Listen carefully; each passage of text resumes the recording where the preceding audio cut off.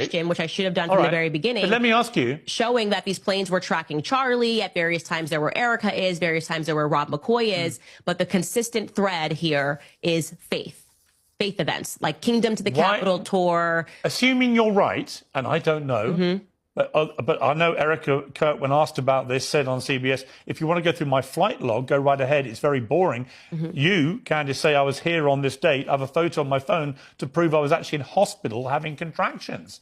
So that's one thing she's directly repudiated. But let's assume for a moment you're right, and that all these Egyptian planes were flying around tracking Charlie Kirk and Turning Point, Faith and Erica Kirk. Why? What is your theory? I don't know. I don't know. Well, what's your theory then?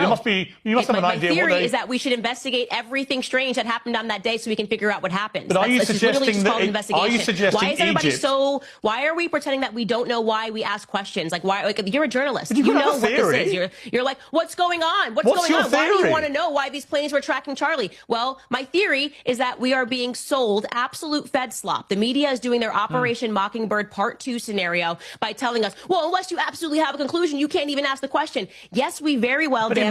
Keep asking consistent questions until we get a clarified explanation for what happened on that day. And right now, we have nothing, okay? And that is the reason why people are watching my show, because I'm the only one not treating them like they're absolute idiots who don't have two eyes, who believe in magic bullet theory, and who understand that Egyptian planes should not have been tracking Charlie even 3 times this year would be an anomaly, okay? They've been tracking him. We don't know where it's going to end, but we are going to keep asking questions until we get clear answers. Candice, it may be that the person in the media spewing bullshit to the public is you.